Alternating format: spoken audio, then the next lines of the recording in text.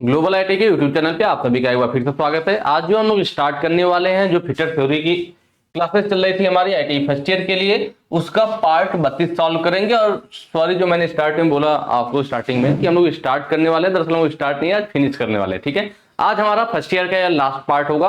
कई बार बच्चे पूछ भी रहे थे कि सर कितना पार्ट बनेगा, कितना पार्ट बनेगा। तो मैंने पिछली वीडियो में बताया भी था कि आपके फर्स्ट ईयर में टोटल 32 पार्ट बनने वाले हैं, और ये आज जो हमारा है क्या है, लास्ट पार्ट है। ठीक है, आज हमारा ये लास्ट है, तो अब स्टार्ट नहीं करने वाले, आज हम लोग इसको खत्म करने वाले हैं। और उसके बाद आप लोग को क्या करना है कि यहां तक जिन्होंने पूरा अच्छे से पहले से लास्ट पार्ट तक देख लिया है, उनको टेंशन बिल्कुल नहीं लेना है, क्योंकि अगर आपने अच्छे से देखा हुआ है तो अगर आपके एग्जाम में वह क्वेश्चन बदल भी देगा ना, तो भी आप 100% मैं कह रहा हूं कि बिल्कुल आसानी से आप क्वेश्चन को सॉल्व कर लोगे, क्योंकि आपने बिल्कुल डिटेल में पढ़ा हुआ है। वो क्वेश्चन बदल सकते हैं, सिलेबस नहीं। ठीक है, इस बात को याद रखिएगा। तो जिन्होंने पार्ट 1 से पार्ट 32 तक बिल्कुल अच्छे से देखा हुआ, चीजों को समझा हुआ है, बिल्कुल डरने की जरूरत नहीं है, बिल्कुल मस्त होकर के एग्जाम देने जाइएगा, मजा आने वाला एग्जाम में। ठीक है, बाकी आपका आज जैसे पार्ट समाप्त हो जाएगा तो आपको यहीं पे ब्रेक नहीं करना है, एक आध बार और फिर आप वीडियोस की स्पीड वगैरह बढ़ा करके रिवाइज कर लीजिएगा। ऐसा नहीं कि यहीं पे खत्म कर देना, क्योंकि अभी एग्जाम में टाइम है। चलिए, पीडीएफ कहां से डाउनलोड होगा, लास्ट टाइम मैं आपको दिखा देता हूं। सारे पार्ट अपलोड हो चुके हैं आपके वेबसाइट पर, वहां पे बिल्कुल आसानी से आप पीडीएफ को डाउनलोड कर सकते हैं, क्योंकि बहुत लोग पूछते हैं सर पीडीएफ कैसे डाउनलोड होगा। आज लास्ट बार और देख लीजिए, और पहले शायद पार्ट वगैरह कुछ अपलोड नहीं थे, बार बार कमेंट भी आ रहे थे आप लोग, अब सारे पार्ट बिल्कुल अच्छे तरीके से अपलोड कर दिया गया है। चलिए दिखा देता हूं मैं आपको कैसे करना है। आपको अपने मोबाइल फोन को गूगल में सर्च करना है ग्लोबल आईटी। जैसे ही सर्च करेंगे पहले वेबसाइट मिल जाएगी globalit.org के नाम से, इस पर आपको क्लिक कर लेना है। क्लिक करते ही नया टैब इस तरह से ओपन होगा। यहाँ पे जो ऑप्शन है होम, हमारे बारे में नई update IT course, normally phone में आपको दिखाई नहीं देंगे। कैसे दिखेंगे उसके लिए आपको राइट साइड कॉर्नर में 3 डॉट बना हुआ है, यहाँ पर आपको क्लिक करना है। जैसे ही क्लिक करेंगे सारे ऑप्शन आपके सामने होंगे। यहाँ पे आईटी कोर्स वाला आपको सेलेक्ट कर लेना है। यहाँ पर आप देखेंगे सेकंड नंबर पे आपको फिटर थ्योरी मिल जाएगा, लिखा हुआ फिटर थ्योरी। आपको इस पर क्लिक करना है। जैसे क्लिक करेंगे नया टैब इस तरह से ओपन होगा, नीचे को स्लाइड करेंगे। 2 ऑप्शन है हमारे सामने, fitter theory second year, first year. आप फर्स्ट ईयर के फर्स्ट ईयर पे क्लिक कर लीजिए। क्लिक करेंगे नया टैब इस तरह से ओपन होगा, नीचे को स्लाइड करेंगे और ये देखिए यहाँ पे लिखा हुआ है। ठीक है, यहाँ पे आपको बुक भी मिल जाएगा, fitter theory book PDF download. यहाँ से बुक भी डाउनलोड कर सकते हैं, यहाँ से सिलेबस भी डाउनलोड कर सकते हैं। प्लस क्योंकि एग्जाम का टाइम है तो आप लोग परेशान होंगे पीडीएफ के लिए, तो fitter theory first year PDF लिखा हुआ है। यहाँ पे देखिए पार्ट 1 से पार्ट 10 तक अपलोड है। एक पार्ट में लगभग 50 क्वेश्चन है। कितने क्वेश्चन है? 50 क्वेश्चन है। ठीक है, तो सब आपको यहाँ पे बिल्कुल आसानी से मिल जाएंगे। जैसे ही क्लिक करेंगे, जैसे मैंने इस पर क्लिक किया, आपके सामने डाउनलोड होकर खुल गया। तो बहुत ही आसान है, ज्यादा दिमाग नहीं लगाना, बस क्लिक करना, तुरंत वो डाउनलोड हो जाएगा। ठीक है, चलिए अब हम चलेंगे अपने क्वेश्चन की तरफ। आज का पहला क्वेश्चन है हमारे सामने कि व्यवहार में ऑपरेटर के कौशल को रिकॉर्ड करने के लिए किस चार्ट का उपयोग किया जाता है। क्या कह रहा है कि which chart is used to record the skill of the operator in practice. ठीक है, प्रैक्टिस में जो है ऑपरेटर के स्किल को, ऑपरेटर मतलब जो काम कर रहा है उसकी जो स्किल है, उसको कौन से चार्ट में आपका रिकॉर्ड किया जाता है, लिखा जाता है एक तरह से। ठीक है, वह होता है उसका क्या, परफॉर्मेंस चार्ट।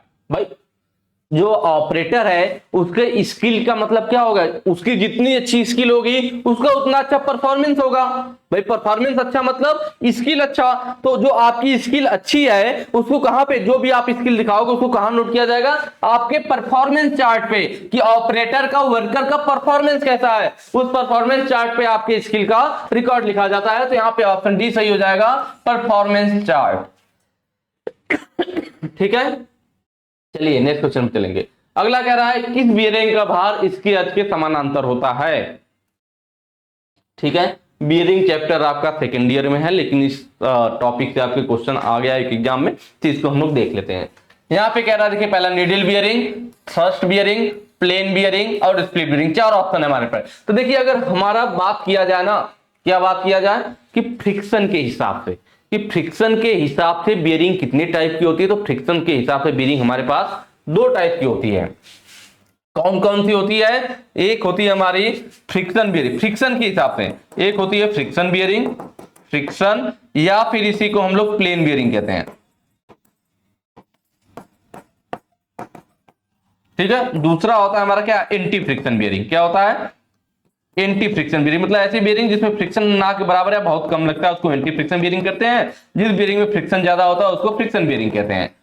ठीक है, तो देखिए यहाँ पे जो ऑप्शन है ना, ये प्लेन बियरिंग, प्लेन बियरिंग कहिए या इसी को हम लोग फ्रिक्शन बियरिंग कहते हैं। तो ये फ्रिक्शन बियरिंग या प्लेन बियरिंग, ये तो फ्रिक्शन के आधार पर, मैंने बताया ना फ्रिक्शन के आधार पर बियरिंग 2 टाइप की होती है, प्लेन बियरिंग या फ्रिक्शन बियरिंग और एंटी फ्रिक्शन बियरिंग। तो फिर यह जो है प्लेन बियरिंग, ये तो एक पार्ट हो गया ना, और यह जो स्प्लिट बियरिंग है और थ्रस्ट बियरिंग है, यह इसी के एक तरह से एग्जांपल है, किसके, प्लेन बियरिंग की या फ्रिक्शन बियरिंग की। मतलब थ्रस्ट बियरिंग में और स्प्लिट बियरिंग में फ्रिक्शन ज्यादा लगता है, तो यह फ्रिक्शन बियरिंग या प्लेन बियरिंग के अंतर्गत आते हैं। तो यह दोनों हो गए इसी के पार्ट हो गए, यह दोनों क्या हो गए, प्लेन बियरिंग के ही टाइप हो गए, एक तरह से प्लेन बियरिंग या फ्रिक्शन बियरिंग की टाइप हो गए। बाकी जो नीडल बियरिंग है वो एंटी फ्रिक्शन बियरिंग के अंतर्गत आता है। ये किसके अंतर्गत आएगा, ये एंटी फ्रिक्शन के अंतर्गत आएगा, एंटी फ्रिक्शन के अंतर्गत हमारा नीडल बियरिंग आ जाएगा। तो यह प्लेन बियरिंग का दोनों टाइप हो गया और यह नीडल बियरिंग का हो गया, सॉरी एंटी फ्रिक्शन का हो गया, ठीक है। और वहीं पे फिर बात किया जाए लोड के हिसाब से,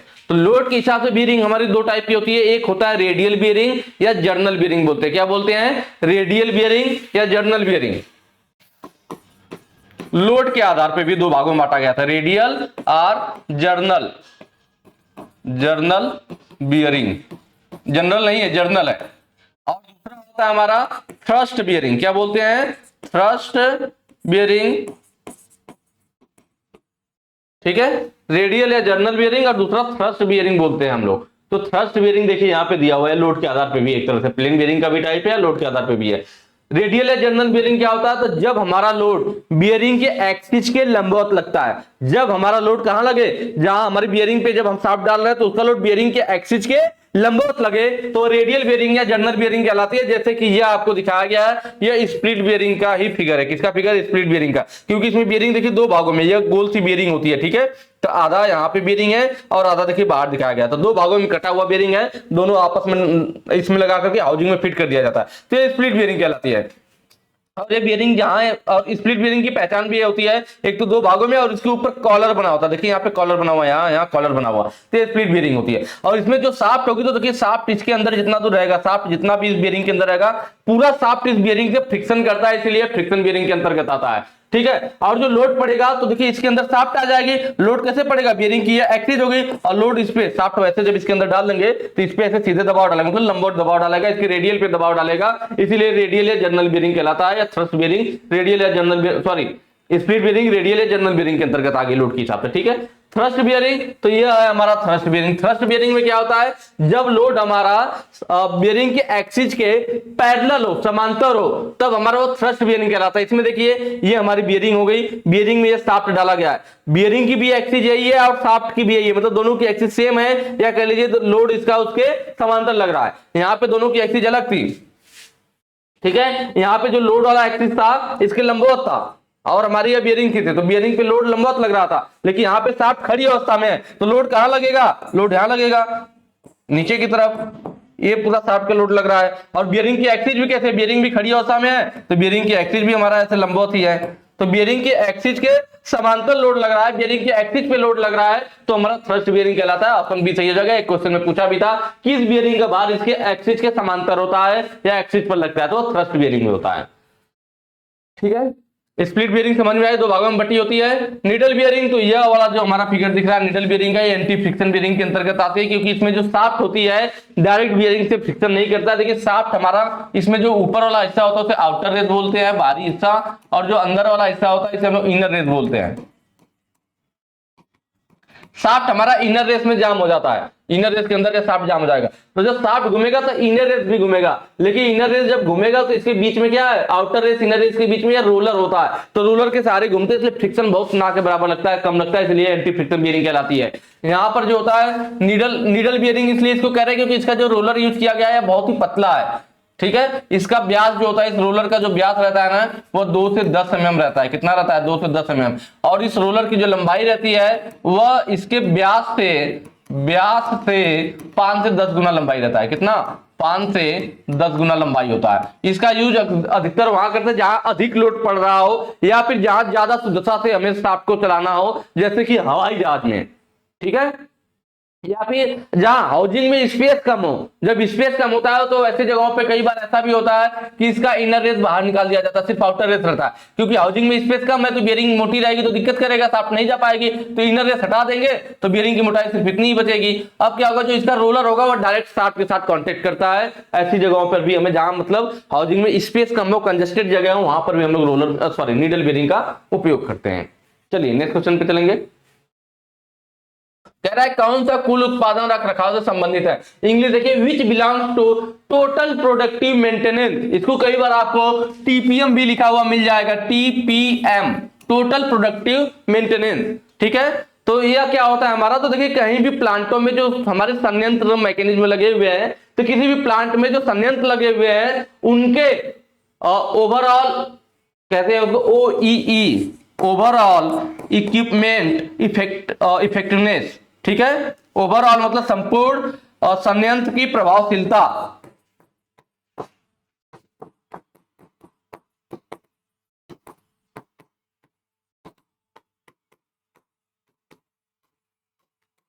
ठीक है, ओई बोलते हैं, ओ का मतलब हो गया क्या, ओवरऑल मतलब संपूर्ण। ओवरऑल, ई से हमारा क्या हो जाएगा, इक्विपमेंट, इक्विपमेंट, और जो लास्ट वाला ये है इफेक्टिवनेस, इफेक्टिवनेस।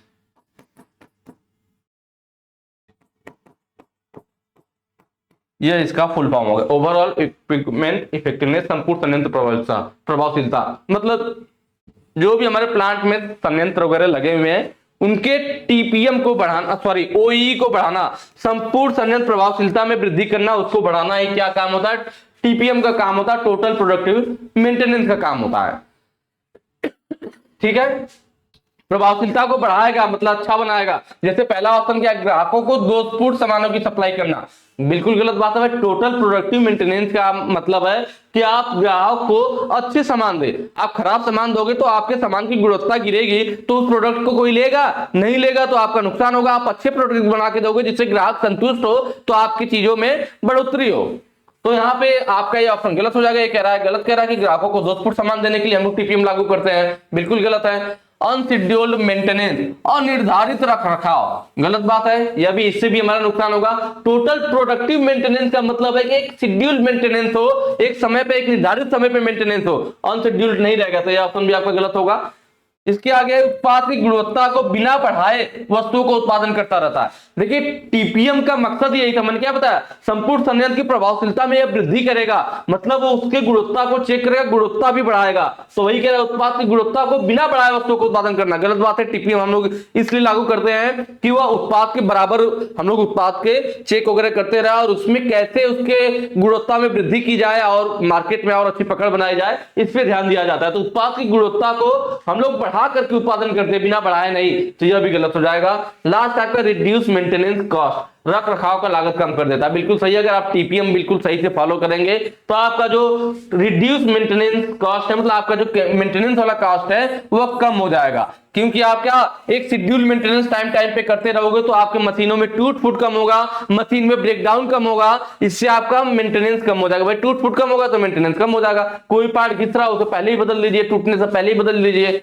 ठीक है, क्योंकि जैसे कोई पार्ट हमारा जब टूटता है, मान लीजिए कोई पार्ट घिस रहा है, अगर आपने फिर टूटने से पहले बदल दिया तो सिर्फ उस पार्ट को बदलना पड़ा, और एक तो आपके मशीन का ब्रेकडाउन से भी बच जाएगा, काम के समय में नहीं, जब काम खत्म हो गया उस समय बदलवा लीजिए। लेकिन अगर आपने नहीं बदला तो वो पार्ट घिस करके जब टूटेगा, तो जो पार्ट घिस करके टूटा हो तो टूटेगा ही, हो सकता है उसके टूटने से मशीन की किसी और पार्ट पे भी, किसी बियरिंग पे, किसी और चीज पे भी प्रभाव पड़े, वो भी टूट जाए, तो एक पार्ट की वजह से और भी अन्य पार्टों का भी नुकसान हो सकता है। देखिए कह रहा लीन विनिर्माण ओई के लिए उच्च स्तरीय सूत्र क्या, ओईई, अभी मैंने आपको बताया था ना, ओईई, ओवरऑल इक्विपमेंट इफेक्टिवनेस। क्या बताया था, ओवरऑल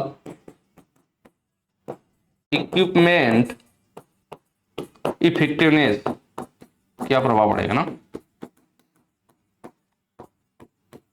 इसके बराबर हमारा जो फार्मूला होता है क्या होता है, तो वो होता है हमारा अवेलेबिलिटी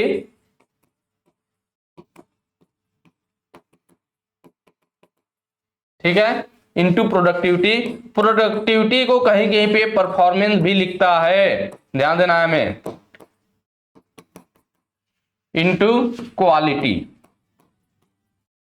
यह टीपीएम के ही अंतर्गत एक तरह से आता है कि ओईई, मैंने बताया था ना टीपीएम का काम ही है, काम क्या है, ओईई को वृद्धि करना, ओई में वृद्धि करना, इसको बढ़ावा देना, यही इसका काम, ये टीपीएम का उसी के अंतर्गत आता है। इसका फार्मूला होता है availability into productivity into quality. मतलब अवेलेबिलिटी का मतलब होता है उपलब्धता, ऑप्शन का होता है अवेलेबिलिटी प्रोडक्टिविटी क्वालिटी, ऑप्शन भी सही हो जाएगा। अवेलेबिलिटी का मतलब उपलब्धता, प्रोडक्टिविटी का मतलब उत्पादकता और क्वालिटी का मतलब गुणवत्ता। तो देखिए अवेलेबिलिटी से मतलब क्या है कि आपने मशीन कितने समय यूज किया। मान लीजिए आपको मशीन दी गई थी, मशीन आपकी 20 घंटे उपलब्ध थी आपको चलाने के लिए, लेकिन आप मशीन को सिर्फ 15 घंटे ही चला पाए। मशीन आपको कितने देर के लिए मिली? 20 घंटे। मशीन उपलब्ध थी आपके पास 20 घंटे चलाने के लिए, लेकिन आप कितने देर यूज किया? आप मशीन को 15 घंटे ही यूज किए। तो एक तरह से अवेलेबिलिटी आपके पास कितनी हो गई? तो भाई टोटल 20 था, टोटल क्या था? 20 था 20 घंटे के लिए। आपने लिया कितना काम उससे? 15 घंटे ही काम लिया, तो कितना प्रतिशत आपने उसका यूज किया?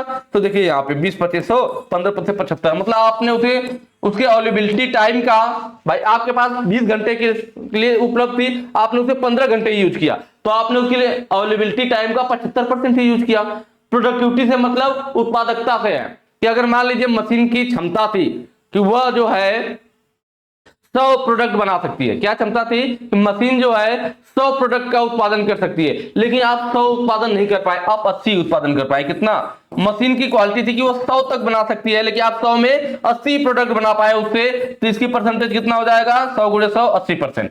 मतलब प्रोडक्टिविटी आपने कितना किया? उससे 80% किया।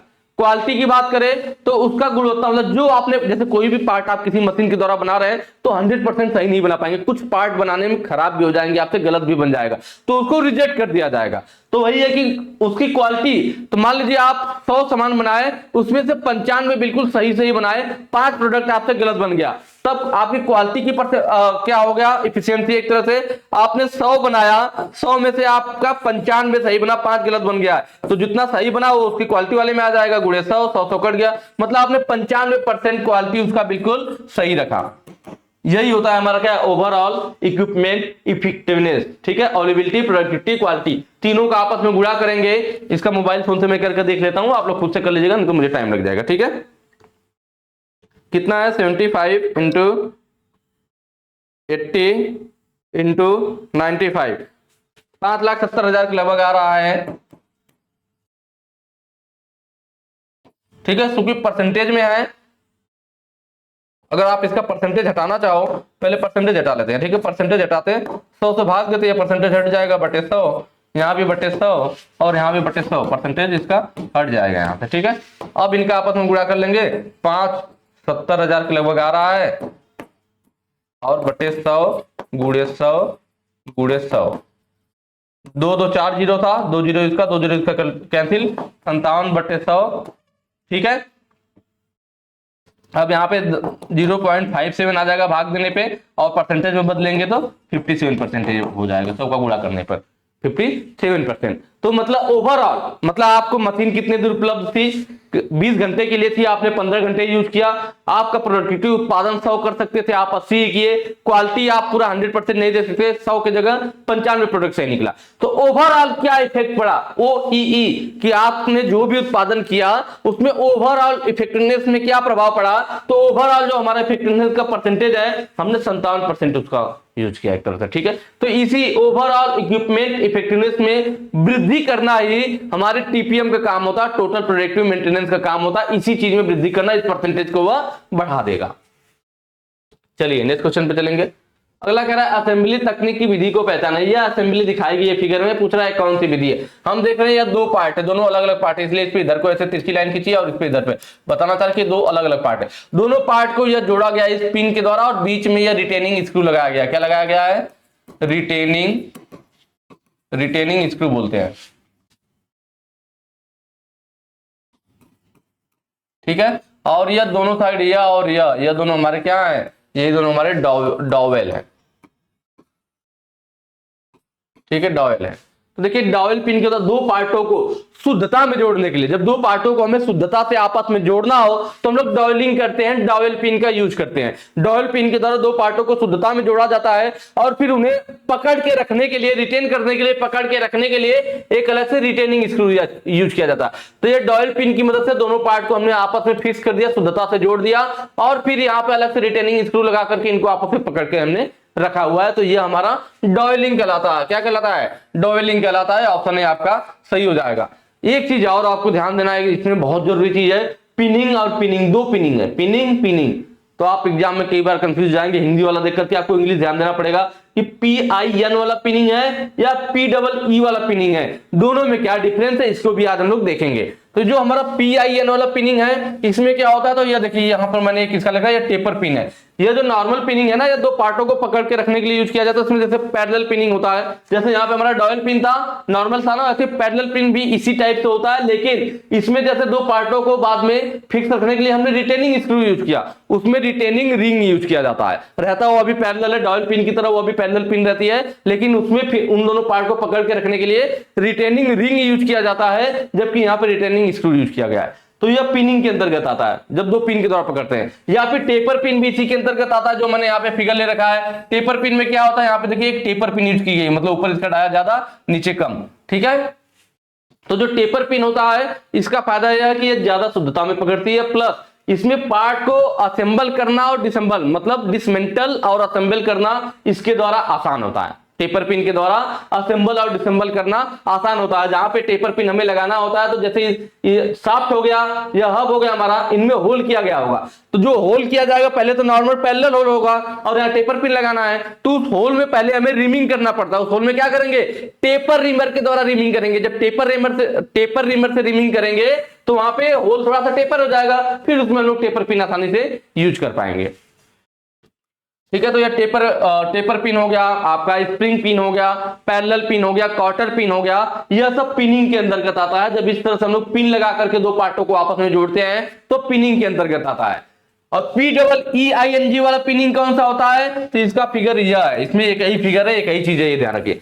PIN वाला पिनिंग है तो कई टाइप का है, पैरेलल पिन होता है, टेपर पिन होता है, स्प्रिंग पिन होता है, आपका क्वार्टर पिन होता है, यह सब इसके अंतर्गत आते हैं, ठीक है, पार्टों को जोड़ने के लिए। पर जब PEING वाला पिनिंग होगा तो इसमें क्या होता है, तो वो इस टाइप से होता है, दो पार्टों को जोड़ा जाता है, एक नीचे पार्ट हो गया, एक ऊपर हो गया। इसमें देख रहे हैं, यह पार्ट इसमें उभरा हुआ निकला हुआ और इसमें होल बना हुआ, इस पार्ट को इसके ऊपर रखेंगे, फिर यहाँ पे हैमर से इस पार्ट को, इसमें होल बना हुआ है तो ये इसके अंदर चला जाएगा, इस पार्ट को इसके ऊपर रख करके अंदर डालने के बाद ऊपर हैमर से चोट लगाएंगे, यह फैल जाएगा और ये दोनों पार्ट आपस में जाम हो जाएंगे। तो इस तरह से किसमें किया जाता है, रिवेटिंग में। रिवेटिंग में आपको याद है ना, रिवेटिंग में क्या होता है, दो पार्ट्स होते हैं, दोनों पार्ट में हमारा होल होता है, इसमें हम लोग रिविट डाल देते हैं। क्या डाल देते हैं, रिविट डाल देते हैं। रिविट की एक साइड हेड बना होता है, दूसरी साइड टेल रहता है, फिर इधर भी हम लोग हैमर से चोट करके इधर भी टेल बना देते हैं, फिर ये जाम हो जाता है। तो जैसे रिविटिंग की जाती है उसी टाइप का कुछ ये भी प्रोसेस है। इसमें एक पार्ट में दूसरे पार्ट को हमने अंदर डाला और फिर इस वाले पार्ट पे हमने हैमर से चोट किया, फिर ये दोनों पार्ट आपस में जाम हो गए।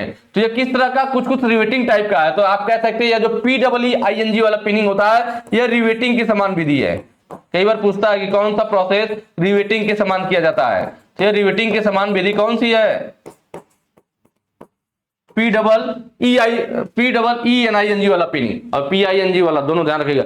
PIN नॉर्मल पिन है, parallel pin, taper pin, quarter pin, जो स्प्रिंग पिन नॉर्मल पिन जो होती है, उसमें PEING वाला डबल ई वाला होगा, तो जो रिवेटिंग के समान विधि होती है वो डबल ई वाला रहता है। इस बात को याद रखिएगा। स्टेकिंग क्या है, स्टेकिंग एक तरह से रिटेनिंग विधि है, यह एक पार्ट को अपने अंदर धारण करता है। जो हमारा स्टेकिंग एक तरह का क्या है, रिटेनिंग विधि है, यह पार्ट को रिटेन करता है, मतलब एक पार्ट को दूसरे पार्ट को अपने अंदर धारण करता है, या कह लीजिए एक पार्ट के ऊपर दूसरे पार्ट को संपूर्ण भाग या उसका कुछ भाग बल द्वारा उसके ऊपर चढ़ा दिया जाए, तो वही हमारा क्या कहलाता है, स्टेकिंग कहलाता है। जैसे यह फिगर देखिए, यह दोनों फिगर सेम उसी का है। यहाँ पे एक देखिए, एक पार्ट हमारा यह था और इसके ऊपर अलग से यह गोल सा पार्ट था, तो इस पार्ट के, इस शाफ्ट के ऊपर यह पार्ट, इसके बीच में होल बना हुआ है, इस तरह से है, या बीच में होल बना हुआ और एक शाफ्ट है, तो इसको हमने बलपूर्वक इस शाफ्ट के ऊपर चढ़ा दिया। तो जब हम इस तरह से दो पार्टों को आपस में जोड़ते हैं कि एक पार्ट के ऊपर दूसरे पार्ट को बलपूर्वक चढ़ा देते हैं, उसमें वो उसको धारण कर लेता है, तो यह रिटेनिंग टाइप का होता है। इसी को हम लोग क्या कहते हैं, स्टेकिंग कहते हैं। सॉरी, इसको सही करने की जरूरत नहीं है, तो इसी को हम लोग क्या कहते हैं, स्टेकिंग कहते हैं। तो ये हमारा स्टेकिंग प्रोसेस हो गया। नेक्स्ट क्वेश्चन पे चलेंगे, कह रहा बोल्ट के प्रकार की पहचान करें। यहाँ पे देखिए बोल्ट दिखाया गया, दो पार्ट है हमारे, दो पार्टों को आपस में इस बोल्ट के द्वारा जोड़ा गया है। और यहाँ पे ध्यान से देखना आप लोग फिगर में, यह जो बोल्ट है ना, तो बोल्ट का यह सैंक है, साइज कम करना, बोल्ट का देखिए यह हमारे पास सैंक है, और इधर यह सैंक है, और ये पार्ट वाला लाइन है। पार्ट वाला लाइन थोड़ा पहले रुकिए, इधर भी पार्ट वाला लाइन। कहने का मतलब ये है कि जो बोल्ट की सैंक और जो पार्ट है दोनों साइड पूरा लंबाई में क्या है, गैप है, क्लियरेंस है इसमें। और थ्रेड यह कटी हुई है बोल्ट की, देखिए यह थ्रेड यहाँ से यहाँ तक और यहाँ से यहाँ तक थ्रेड कटा हुआ है। थ्रेड पूरा भाई यहाँ लास्ट तक कटा होगा ना, तभी तो बोल्ट टाइट किया गया होगा। तो ये थ्रेड कटी हुई, तो हम देख रहे हैं बोल्ट के सैंक, इसको मैं मिटा दे रहा हूं। तो जो अब दिख रहा होगा बोल्ट का जो सैंक है और जो पार्ट है हमारे, इन दोनों के बीच में क्या क्लियरेंस है, दोनों साइड पूरा लंबाई में पूरा का पूरा क्लियरेंस है। तो इसको हम लोग क्या बोलेंगे कि जो हमारा बोल्ट है, bolt with clearance hole. Option A आपका सही हो जाएगा, बोल्ट विथ क्लियरेंस होल। कि जो हमारा बोल्ट है क्लियरेंस होल के साथ है, मतलब दोनों पार्ट में जो होगा, जो होल किया गया होगा उसकी अपेक्षा बोल्ट के सैंक का साइज कम होगा। तो पूरे पार्ट में क्लियरेंस रहता है, इसलिए जब दोनों पार्ट के होल बिल्कुल एक दूसरे के सीध में, मतलब दोनों पार्ट जो है इनकी जो होल है बिल्कुल अलाइंड भी नहीं होंगे, थोड़ा बहुत इधर उधर होंगे, तब भी यह बोल्ट आसानी से चला जाएगा, क्योंकि बोल्ट और पार्ट के बीच में क्लियरेंस है, बिल्कुल परफेक्ट साइज का नहीं है। ठीक है, बॉडी फिट होल कौन सा होता है, फिट बोल्ट। तो देखिए यह वाला बॉडी फिट बोल्ट, इसमें देख रहे हैं यह पार्ट है और यह हमारा बोल्ट है। बोल्ट का सैंक पूरा पार्ट से चिपका हुआ है, इसमें जैसे यहाँ गैप दिखाया जा रहा था पूरा दोनों साइड, इसमें कोई गैप दिख रहा है, नहीं दिख रहा है, यह पूरा एक ही लाइन दिख रही है, इधर भी इधर भी। मतलब जब हमारे बोल्ट का सैंक है वह पूरा पार्ट से चिपका हुआ जाता है, लास्ट में जितनी दूर इसका थ्रेड कटा होता है ना, यहां से देखिए थ्रेड काटा गया है, तो जहां इसका थ्रेड कटा होता है, तो बोल्ट का जो थ्रेड कटा हुआ हिस्सा होता है, वह वाला हिस्सा, थ्रेड वाला हिस्सा सैंक की अपेक्षा थोड़ा सा कम डाया का होता है। बोल्ट का जो थ्रेड वाला हिस्सा है यहाँ नीचे, तो जो थ्रेड वाला हिस्सा होगा वो सैंक की अपेक्षा थोड़ा सा कम डाया का होगा, ये चीज हमें ध्यान रखना। तो इसमें हम देख रहे हैं कि जो बोल्ट है और बॉडी है बिल्कुल एक्यूरेट साइज में एकदम फिट है, कोई भी गैप नहीं, कोई भी क्लियरेंस नहीं है। तो इसका यूज वहां किया जाता है बॉडी फिट बोल्ट वाले का, जहां पे हमें पार्ट्स में बिल्कुल भी मूवमेंट की जरूरत नहीं है, मतलब पार्ट में सापेक्ष गति की जरूरत नहीं है। पार्ट में क्या हो, जहां पे हमें उसके सापेक्ष चाल को रोकना हो। बॉडी फिट वाला कहां यूज करेंगे, जब हमें सापेक्ष चाल को रोकना हो, सापेक्ष चाल या मूवमेंट को रोकना हो, तब हम एकदम फिट वाला यूज करते हैं ना। और इसमें कोई, इसलिए इसमें देखिए, इसमें सबसे जरूरी चीज क्या हो जाती है कि जो दोनों हमारे पार्ट है उनके होल बिल्कुल अलाइंड हो, क्योंकि अगर अलाइंड नहीं रहेगा थोड़ा भी दिक्कत रहेगा, क्योंकि बोल्ट और इसमें बोल्ट के साइज में और पार्ट्स के होल में बिल्कुल भी क्लियरेंस नहीं है, एकदम एग्जैक्ट साइज का है, तो थोड़ा बहुत भी मिसअलाइनमेंट हुआ तो ये बोल्ट इसके अंदर जाएगा नहीं, जबकि इसमें क्लियरेंस था इसलिए मिसअलाइनमेंट होता तब भी चला जाता। तो इस बात का हमें ध्यान रखना है। उसके बाद आता है anti fatigue bolt. Anti fatigue bolt वहां यूज किया जाता है जहां पर एकांतर भार लग रहा हो, जिस पार्ट पर हमारा क्या लग रहा हो, एकांतर भार लग रहा हो, वहां पर एंटी फटीग बोल्ट यूज किया जाता है। जैसे कि आपका कनेक्टिंग रॉड, जो आपका इंजन वगैरह का सिस्टम होता है, आपके इंजन के सिस्टम में कनेक्टिंग रॉड यूज किया जाता है, तो उसके बड़े सिरे पर हमारा एंटी फटीग बोल्ट यूज किया जाता है, क्योंकि वहां पे एकांतर भार लगता है। ठीक है, एकांतर भार लगता है। और यह बोल्ट कैसा होता है, तो आप देखेंगे इस बोल्ट का कुछ हिस्सा, इस बोल्ट के सैंक का कुछ हिस्सा जो है वो पार्ट के साथ संपर्क बनाता है। जैसे देखिए इसका सिर्फ ये सैंक का इतना हिस्सा है, सिर्फ बोल्ट का जो है, बोल्ट का जो बोल्ट का सैंक है, सैंक का सिर्फ कुछ हिस्सा पार्ट के साथ संपर्क बनाता है, बाकी क्लियरेंस रहता है। तो आप देखिए यहाँ पर ये सैंक का जो है हमारे बोल्ट है ना, बोल्ट देखिए यहाँ से आया, बोल्ट का पार्ट ये यहाँ चला गया, फिर यहाँ पे देखिए इतना चौड़ा, फिर यहाँ से आ रहा है, फिर इधर चला गया, फिर यहाँ पे यहाँ गए पे चला गया, ये यहाँ पे आ गया हमारा, ये इधर से होकर के यहाँ आ गया, ये हमारे बॉडी बोल्ट का पार्ट है। तो ये सिर्फ इतना हिस्सा देख रहे हैं बिल्कुल जो पार्ट से टच कर रहा है, बाकी यहाँ भी क्लियरेंस, इधर भी क्लियरेंस, इधर भी क्लियरेंस, इधर भी क्लियरेंस। तो ये एंटी फटीग बोल्ट में ही होता है कि इसका सिर्फ कुछ हिस्सा ही होता है जो हमारा पार्ट के साथ संपर्क बनाता है, बोल्ट के सैंक का कुछ ही हिस्सा पार्ट के साथ संपर्क बनाता है, बाकी हिस्सा क्लियरेंस में रहते हैं। और क्लियर भी हो गया कहां यूज किया जाता है, जहां पे एकांतर भार लग रहा हो, और जब हमें सापेक्ष गति को, सापेक्ष मूवमेंट को रोकना हो, तब वहां पर हम लोग बॉडी फिट, बिल्कुल एकदम जगह ही ना रहे, ना जगह रहेगी ना मूवमेंट होगा। लास्ट क्या आपका टी बोल्ट। तो यह फिगर देख रहे होंगे यहाँ पे टी बोल्ट देखिए, इसमें टी बोल्ट यूज किया गया। ये हमारा वी ब्लॉक है, इधर हमारा स्टेप ब्लॉक है, तो वी ब्लॉक में हमने जॉब को पकड़ा हुआ है, यहाँ पे रख दिया है, और इधर स्टेप ब्लॉक, जॉब को क्लैंप करने के लिए हमने बीच में टी बोल्ट लगा करके इसके साथ ये क्लैंप है, यहाँ स्टेप का हमने ले लिया, संपर्क ले लिया, सपोर्ट ले लिया, और इधर जॉब पे रख दिया, और यहाँ पे बोल्ट टाइट करेंगे, टी बोल्ट जब टाइट होगा तो इसको दबा देगा और यहाँ पे बिल्कुल आसानी से पकड़ा रहेगा। तो यहाँ पे देखिए टी स्लॉट कटा हुआ, कैसा स्लॉट है, टी स्लॉट, और यहाँ पे टी स्लॉट है, ताकि जो हमारा देखिए टी बोल्ट है ना, तो यह भी टी आकृति का होता है। देखिए ये टी बोल्ट है हमारा, तो अगर इसको टी स्लॉट में टी बोल्ट का देखिए हेड चौड़ा है, ऊपर से नहीं जाएगा, कैसे जाएगा इसके अंदर, नीचे से स्लाइड करके डालना पड़ेगा। इसका हेड इसके सामने ला करके स्लाइड करके या साइड से स्लाइड करके डाला जाएगा, ऊपर से नहीं आएगा, नीचे से स्लाइड करके। तो यह टी आकृति इस बोल्ट में बना हुआ है, तो यह टी बोल्ट कहलाता है। और यह टी स्लॉट, टी बोल्ट को लगाने के लिए पार्ट में टी स्लॉट भी कटे होने चाहिए, तभी यह यूज होगा हमारा। चलिए नेक्स्ट क्वेश्चन पे चलेंगे। असेंबली तकनीक में दिखाए गए भाग के प्रकार का नाम बताएं कि यह कौन सा भाग है। देखिए ये पिन का ही हमारा प्रकार है। पिन का कौन सा वाला प्रकार है, तो यहाँ देखिए टेपर में रहता है। इधर देख रहे हैं बॉडी के साथ यहाँ तक बिल्कुल फिट है, क्योंकि यहाँ पर देखेंगे आप तो थोड़ा सा क्लियरेंस हो गया है हमारा, इधर पूरा फिट है, एक हिस्सा बिल्कुल फिट और एक साइड हमारा थोड़ा सा टेपर में होकर क्लियरेंस बन गया है। तो हमारा क्वार्टर पिन होता है, और फिर तभी इसको ऊपर से ठोकते हैं, यहाँ पर आकर यह जाम हो जाता है, फिर नीचे से बोर्ड लगा के इसको टाइट कर देते हैं। तो ये कौन सा होता है, क्वार्टर पिन होता है। ये हमारा पिनिंग के अंतर्गत आता है। ये जो दिखा रखा है ना, टेपर पिन, आपका क्वार्टर पिन, स्प्रिंग पिन और एक पैरेलल पिन होता है। स्प्रिंग पिन को छोड़ दें तो टेपर, क्वार्टर, स्प्रिंग पिन, ये तीनों ही हमारा किसके अंतर्गत आते हैं, पिनिंग वाला, PINNING वाला जो मैंने आपको पिनिंग बताया था ना, तो ये पिनिंग के अंतर्गत आते हैं। PW वाला नहीं है, PI वाला है, दोनों को बताया था मैंने। तो ये तीनों इसी के अंतर्गत आते हैं। क्वार्टर पिन समझ में आ गया। टेपर पिन, टेपर पिन मैंने आपको भी जस्ट पीछे बताया था, इसमें एक टेपर पिन लगाई जाती है। क्या लगाया जाता है, टेपर पिन। तो उस होल में टेपर पिन लगाने से पहले हम लोग क्या करते हैं, टेपर रिमर, जो होल होगा उसमें टेपर रिमर यूज करते हैं, जिससे होल हमारा थोड़ा टेपर में हो जाए, फिर उसमें टेपर पिन यूज करते हैं। टेपर पिन यूज करने में फायदा यह है कि इस पार्ट को जो असेंबल किया, जैसे ये शाफ्ट और हब हमारा असेंबल किया गया है, तो इन्हें टेपर पिन द्वारा किया गया जो पार्ट है उसे असेंबल करना, असेंबल और डिसमेंटल करना। असेंबल और डिसमेंटल करना मतलब असेंबल करना और खोलना आसान होता है। कहीं कहीं पर डिसमेंटल को डिसेंबली भी लिख देता है, जबकि डिसेंबली नहीं, डिसमेंटल ज्यादा सही वर्ड है, ठीक है, डिसेंबली भी लिख देता है। टेपर पिन हो गया। स्प्लिट पिन क्या है, तो देखिए यह वाला जो फिगर है हमारा, यह स्प्लिट पिन का दिख रहा है। स्प्लिट पिन कैसा है, दो भागों में विभक्त। यहाँ पे ऐसे आई जैसा बना हुआ है, और यहाँ पर यह पार्ट इतना लंबा, एक पार्ट ज्यादा लंबा है, एक लेग और एक थोड़ा छोटा होता है। तो इस पिन को आप लोग इसको देखे होंगे, जो फैन वगैरह भी लगता है ना, जो फैन में हम लोग नट बोल्ट में नट लगाने के बाद उसमें छिद्र बना होता है, उस छिद्र में इस टाइप से पिन लगा करके पीछे की दोनों टांगों को दो साइड मोड़ देते हैं, जिससे कि हमारा नट खुल करके बाहर ना निकले। तो लॉक पिन के रूप में ये हमारा स्प्लिट पिन यूज किया जाता है। उसके बाद लास्ट ऑप्शन है स्प्रिंग पिन। तो स्प्रिंग पिन का फिगर देखिए आपके पास यह है स्प्रिंग पिन, जैसे टेपर पिन था उसी टाइप से स्प्रिंग पिन है। बस फर्क है कि स्प्रिंग पिन का हम लोग यूज कहां करते हैं, तो इसका यूज वहां करते हैं जहां पर पार्ट्स में क्या हो, थोड़ा बहुत मिस अलाइनमेंट हो, तब भी काम चल जाए। तो स्प्रिंग पिन वहां पे यूज किया जाता है जहां पे दोनों पार्ट जो हमें असेंबल करने हैं, अगर थोड़े बहुत मिस अलाइनमेंट हो तब भी हमारा काम चल जाए, वो उसको एडजस्ट कर ले। नेक्स्ट क्वेश्चन पे चलेंगे, कह रहे हैं असेंबली तकनीक में डॉयल का उपयोग क्या है। देखिए अभी मैंने स्टार्टिंग में दिखाया था कि असेंबली टेक्निक में डॉलिंग के द्वारा हम लोग असेंबल कर रहे थे पार्ट को। उपयोग क्या था, तो दो या दो से अधिक भागों की सटीक स्थिति, मतलब एक्यूरेट पोजिशनिंग ऑफ टू और मोर पार्ट, मतलब दो या दो से अधिक पार्ट को जो हमें एक्यूरेट पोजीशन में, सही पोजीशन में हमें क्या करना हो, जोड़ना हो या फिर फिट करना हो, तो वहां पर हम लोग डॉयल यूज करते हैं।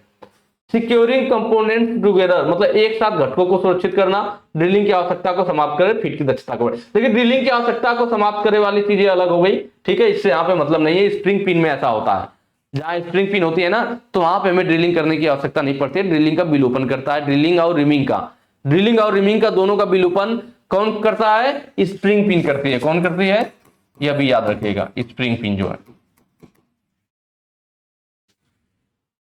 नेक्स्ट क्वेश्चन देखिए, डॉलिंग का मैंने फिगर ले रखा था, डॉयल पिन का, यह तो हालांकि हम लोग पहले देखे थे। अगला है किस रख रखाव रिकॉर्ड में मशीन की चालू होने की तारीख का उल्लेख। इंग्लिश वाला पार्ट देखेंगे, which maintenance record maintain the date of commissioning of machine, ठीक है, कि किस रख रखाव में रिकॉर्ड में मशीन के चालू होने की तारीख का उल्लेख है। मशीन कब चालू हुई है, इसको कहां पे डेट से उल्लेख किया जाता है, रिकॉर्ड किया जाता है, लिखा जाता है, वो चीज यहाँ पे पूछ रखा है। तो मशीन से जरूरत, देखिए मशीन से संबंधित कौन सा वर्ड लग रहा है, तो यहाँ पे देखेंगे इक्विपमेंट रिकॉर्ड। भाई इंस्पेक्शन लिस्ट, चेक लिस्ट, तो ये निरीक्षण से मतलब हो गया।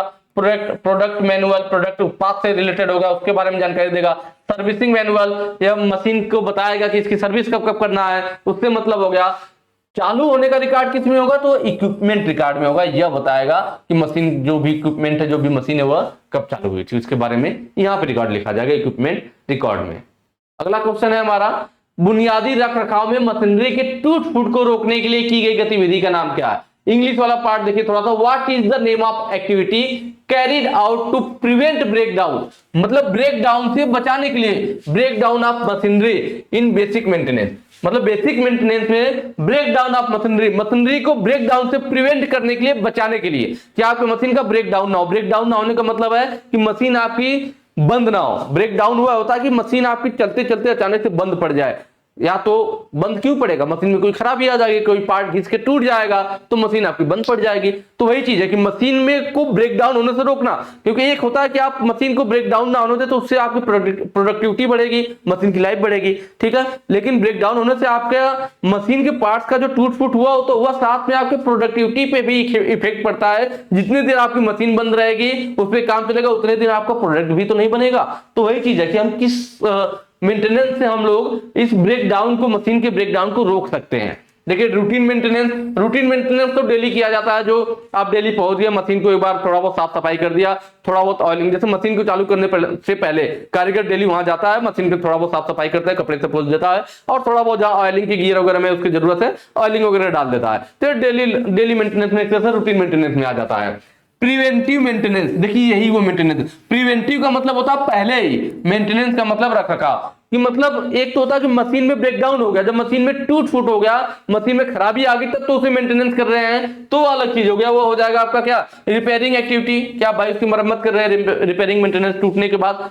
प्रिवेंटिव मेंटेनेंस का मतलब है कि हम क्या करें, हम कुछ टाइम बना ले कि हम जो है 15 दिन बाद 10 दिन बाद मशीन को बराबर एक बार उसके सारे पार्ट को चेक करेंगे। अगर मशीन में, वो भी कब करते हैं, प्रोडक्शन वाले टाइम पे नहीं, उसके अलावा किसी टाइम पे, ठीक है। तो हम लोग उसमें देखते हैं कि किसी मशीन जो हमारी है इसका कोई बोल्ट तो नहीं ढीला है, अगर कोई बोल्ट ढीला है तो उसे टाइट कर देंगे, नट बोल्ट ढीला हो, या मशीन का कोई पार्ट हमें दिख रहा हो कि अरे यार ये पार्ट तो बहुत ज्यादा घिस गया है, ये टूट सकता है, तो उस पार्ट को टूटने का हम इंतजार नहीं करेंगे, हमें दिख रहा है ये पार्ट घिसा हुआ है, हम तुरंत उस पार्ट को नए पार्ट से रिप्लेस कर देंगे। तो यह होता है प्रिवेंटिव मेंटेनेंस, कि मशीन में ब्रेकडाउन होने से पहले, मशीन का टूट फूट होने के बाद मशीन बंद हो, उससे पहले उस पार्ट को बदल लीजिए कि ब्रेकडाउन की स्थिति ही ना आए। उसी को प्रिवेंटिव मेंटेनेंस बोला जाता है, कि जो भी पार्ट हमें पहले दिख गया कि ये पार्ट ज्यादा घिस चुका है या घिसने वाला, क्योंकि हमें मालूम होता है ना कि अरे जैसे आप गाड़ी वगैरह का नहीं होता कि गाड़ी 40,000 किलोमीटर चलेगी तो लगभग इसका टायर खराब हो जाएगा, तो जब आपका मीटर कंप्लीट होने वाला था तो आप एक बार टायर वगैरह पर थोड़ा निगाह मारने लगते हो कि हाँ भाई इसमें दिक्कत आ रही है, इसको हम लोग बदल देते हैं। तो टायर आपने बदल दिया, आपका सिर्फ टायर बदलना पड़ा टायर के खराब होने से पहले। लेकिन आप क्या करो, आप ध्यान ही ना दो, आप गाड़ी चलाए जा रहे हो, मेंटेनेंस का कोई ख्याल ही नहीं है, तो आपका क्या हुआ, पता लगा आप चल रहे हो रोड पे बहुत ज्यादा स्पीड में हो, तभी टायर आपका खराब होने की वजह से टायर फट गया। अब क्या होगा, आपकी गाड़ी वहां पे पलट गई या फिर कहीं जाके टकरा गई, तो अब आपका टायर तो नुकसान हुआ ही, उसके साथ आपके गाड़ी में अब और भी खर्चे आ गए, बम्पर टूट गया, गाड़ी घिस गई, गाड़ी में टूट फूट आ गया, तो मतलब उस पार्ट का तो नुकसान हुआ ही, साथ में और भी ज्यादा हमारे पास खर्चे आ गए। तो वही चीज यहाँ पे भी होता है प्रिवेंटिव मेंटेनेंस में, कि हम पहले ही पार्ट को देख करके उसे बदल लेंगे। ऐसे क्या होगा कि आपकी जब मशीन चलती हुई अवस्था में होगी, उस समय पे अगर मान लीजिए वो पार्ट आपका घिस करके टूट जाता है, तो सिर्फ वही पार्ट का नुकसान नहीं होगा, वो पार्ट तो अपना टूटा ही, उसके साथ वो अदर पार्ट में भी इफेक्ट डालेगा। हो सकता है बेरिंग टूट जाए, हो सकता है कोई और पार्ट टूट जाए, तो आपकी मशीन में ज्यादा नुकसान हो जाएगा और आपका ब्रेकडाउन का समय भी बढ़ जाएगा। तो हम लोग क्या करते हैं कि उस मशीन को वही पहचानते हैं कि भाई कौन सा पार्ट घिसा हो, एक निश्चित समय पर उसकी देखभाल, हमें मालूम है कि यह पार्ट इतने समय तक लगभग चलता है, इतने समय तक चलता है, तो उसको बराबर चेक करते रहते हैं। जो पार्ट घिसता हुआ दिखेगा उसे हम लोग टूटने से पहले ही बदल देंगे, उसी को प्रिवेंटिव मेंटेनेंस बोलते हैं। वही यहां पूछा था कि मशीन के टूट फूट को रोकना, मतलब ब्रेकडाउन को रोकना, प्रिवेंट ब्रेकडाउन ऑफ मशीन, की मशीन हमारी बंद ना हो, ब्रेकडाउन ना हो, तो उसके लिए क्या करते हैं, प्रिवेंटिव मेंटेनेंस करते हैं। रिपेयरिंग वाले जब टूट फूट हो जाता है उसके बाद करते हैं इंस्पेक्शन एक्टिविटी, का मतलब है निरीक्षण वगैरह करना। नेक्स्ट पे चलेंगे, क्या स्प्रिंग पिंस का उपयोग क्या है। देखिए आसान से भाग को असेंबली और डिसेंबली करना, मैंने बताया था ये टेपर पिन वाले में होता है।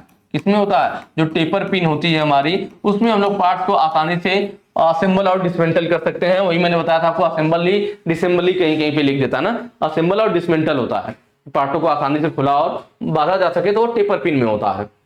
असेंबली में व्यापक टॉलरेंस के साथ अनुरूप होल का पता लगाए, यही हमारा किसका काम है, स्प्रिंग पिन का है। मैंने बताया था ना कि इसमें क्या होगा, जो हमारा होल होता है दोनों पार्ट में, उसमें अगर हमारा अलाइंड भी नहीं है, थोड़ा बहुत हमारी दिक्कत भी है, तो उसको भी हम मेंटेन कर लेती है स्प्रिंग पिन। क्यों, क्योंकि इसमें असेंबली व्यापक टॉलरेंस के साथ अनुरूप होल का पता लगाए का मतलब है, यहाँ देखिए होल रहेगा कि इसमें जो locate assembly with wide tolerance in corresponding hole, मतलब होल के साथ हमारा वाइड टॉलरेंस दिया जाता है कि थोड़ा बहुत अगर हमारा मिसअलाइनमेंट भी है तब भी उसको असाइन कर लेगा। Retain the parts in assembly, assembly में भागों को रिटेन करना मैंने बताया था, या किसमें होता है, स्टेकिंग में होता है। जो स्टेकिंग था, पीछे हम लोग पढ़े थे ना स्टेकिंग, एक पार्ट के अंदर जो एक पार्ट के अंदर दूसरा पार्ट हम लोग डाल करके कर रहे थे ना, उसको धारण करता है। तो उसमें मैंने बताया था कि टू रिटेन, पार्ट को रिटेन करना या धारण करना, मतलब एक पार्ट के ऊपर दूसरे पार्ट को बल द्वारा, फोर्स द्वारा चढ़ा देना। तो एक शाफ्ट थी, उसके ऊपर हमने नहीं, गोल सी आकृति थी, तो एक शाफ्ट हो गया, इसके ऊपर हमने इसको फोर्स द्वारा चढ़ा दिया था। तो यह इस पार्ट को अपने ऊपर रिटेन कर लिया, धारण कर लिया।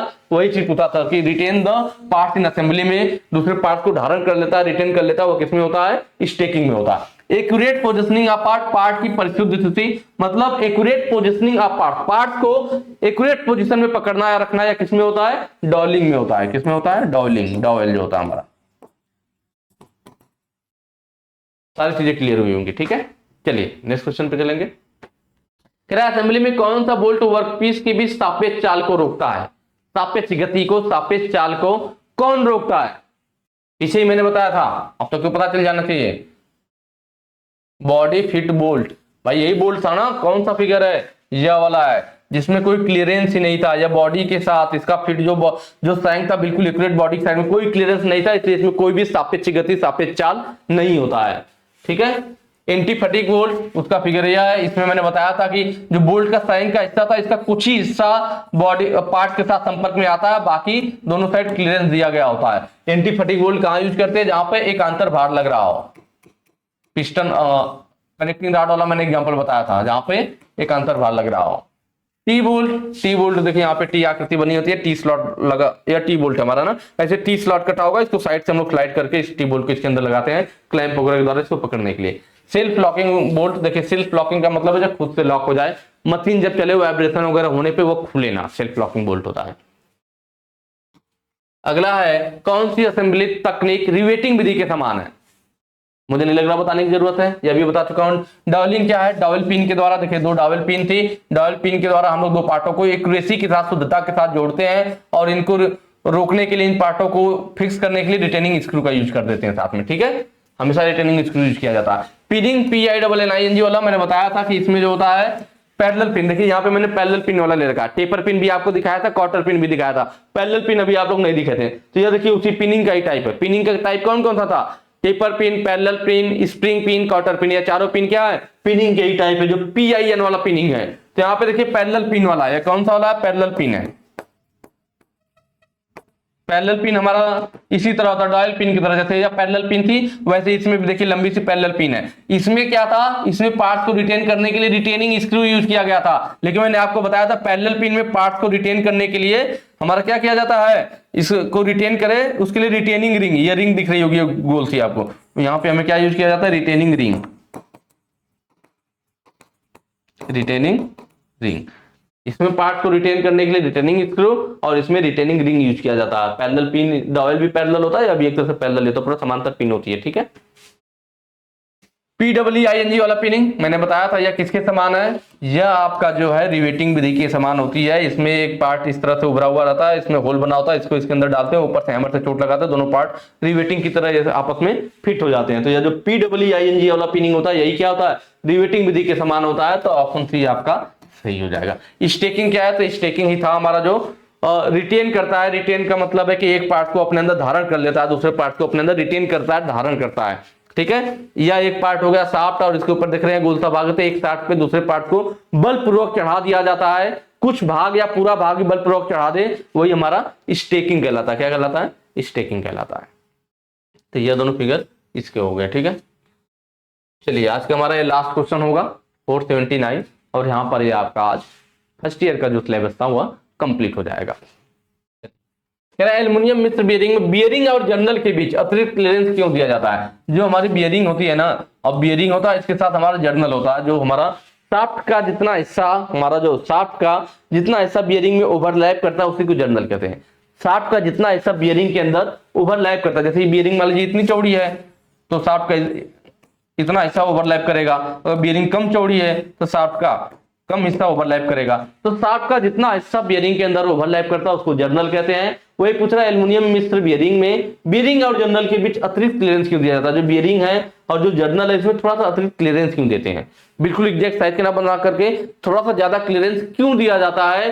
तो ऑप्शन देखिए पहला ही है, उच्च तापीय विस्तार पर काबू पाने के लिए, to overcome high thermal expansion. कि अगर मान लीजिए पार्ट्स हमारे गर्म होते हैं, पार्ट जब गर्म हो तो उसमें थोड़ा बहुत अगर थर्मल एक्सपेंशन हो, प्रसार हो, तो वो बियरिंग में थोड़ा क्लियरेंस रहेगा तो जाम नहीं होगा। अगर क्लियरेंस नहीं रहता, एग्जैक्ट उसी साइज का बनाते तो थोड़ा बहुत जब हमारा थर्मल एक्सपेंशन होता, गर्म होने की वजह से वो फैलता, थर्मल एक्सपेंशन होता तो बियरिंग जाम हो जाती।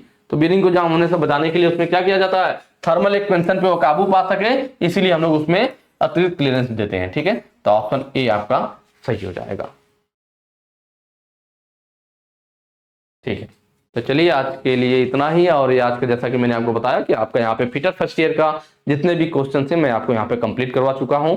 और लास्ट में वही कहूंगा कि अभी आप लोगों को अपना क्या करना है, यहाँ तक आपने अगर अच्छे से पढ़ लिया है तो अब आपको स्टार्टिंग से एक बार फिर से स्पीड वगैरह बढ़ा करके उसको आप लोग चीजों को छोड़ना नहीं है, जब तक आपका पेपर नहीं हो जाता उसको एक बार और अच्छे से रिवीजन कर लीजिएगा। और मुझे भी आज अच्छा लग रहा है कि आप लोग बार बार कमेंट कर रहे थे सर कंप्लीट हो पाएगा कि नहीं, कंप्लीट हो पाएगा कि नहीं, कि देखिए आप लोगों के एग्जाम से पहले मैंने आपको कंप्लीट करके दे दिया। ठीक है, बाकी देखेंगे टाइम मिलेगा तो बाकी प्रैक्टिस वगैरह हम लोग का यूट्यूब पे चलता रहेगा। देखिए ये चीजें जो मैंने आपको बताया है पार्ट 32 से पार्ट 1 से पार्ट 32 से पूरा डिटेल में फिगर वगैरह दिखा करके पढ़ाया, इसको जरूर अच्छे से एक बार फिर से रिवाइज कर लीजिएगा। अगर आपने पूरा पढ़ा भी है दोबारा रिवाइज कर लेंगे, कोई आपका नुकसान नहीं है उसमें। इससे फायदा होगा कि चीजें आपको बिल्कुल अच्छे से क्लियर रहेंगी। और जैसा कि मैंने आपको बताया, अगर आपने मेरा पार्ट 1 से पार्ट 32 तक सारे पार्ट देख रखे हैं, जैसा कि मैंने डिटेल में पढ़ा रखा है, बिल्कुल वैसे देख रखे हैं, रखने के हिसाब से नहीं, तो एग्जाम में आपको कोई दिक्कत नहीं होने वाला। अगर क्वेश्चन बदल जाए तब भी नहीं होने वाला है। ठीक है, चलिए तो आज के लिए इतना ही, फिर मिलेंगे किसी वीडियो में। Thank you.